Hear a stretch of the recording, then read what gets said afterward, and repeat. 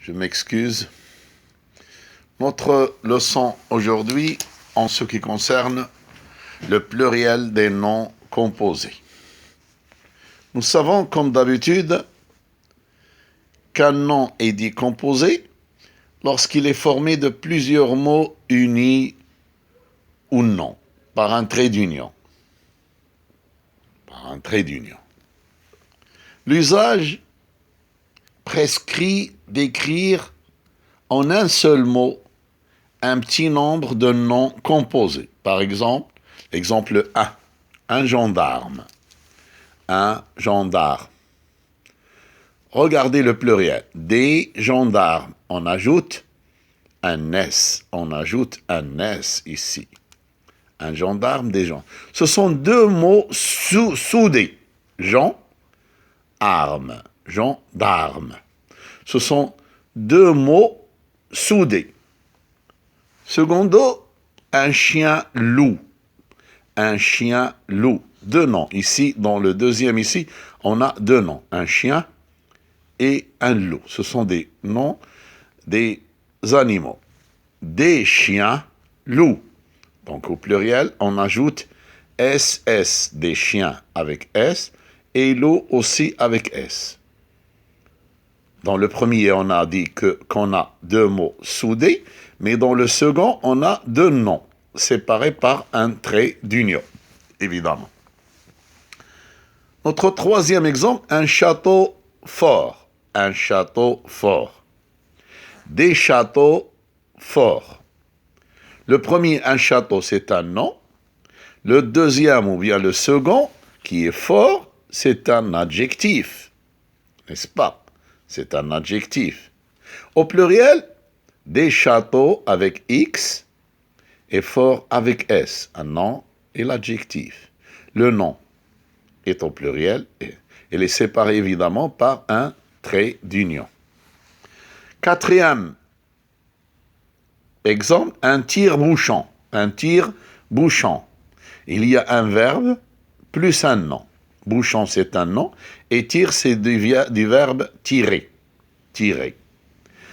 Au pluriel, le verbe ne prend pas d'S. Des tirs, bouchon. Mais bouchon, on doit ajouter un S. Cinquième exemple, une arrière-pensée. Une arrière-pensée. Une arrière-pensée. Arrière-pensée. Pensée, c'est un nom. Et mot arrière, c'est un mot invariable. Au pluriel, des arrière-pensées. Le mot invariable, qui est arrière, ne prend pas d'S, mais pensée, on doit obligatoirement ajouter l'S.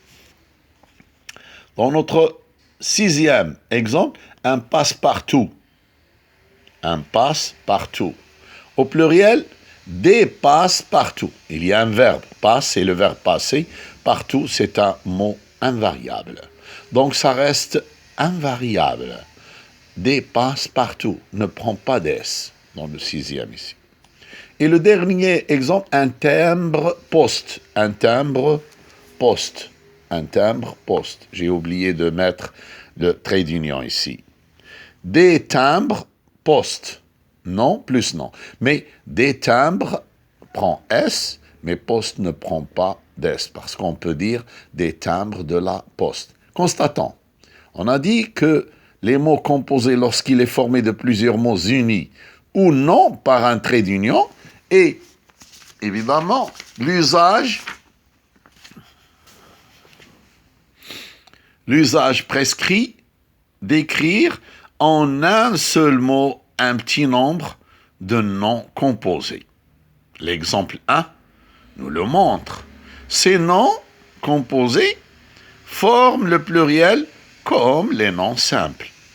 Cependant, on écrit un bonhomme, des bonhommes. Attention au pluriel. Un bonhomme, des bons hommes. Bon prend S et homme prend S. Un gentilhomme, au pluriel, fait des gentils hommes. Gentil S et homme S. Un monsieur, ça s'écrit monsieur, Ça se lit monsieur. Un monsieur. Des messieurs. Attention à l'orthographe des messieurs.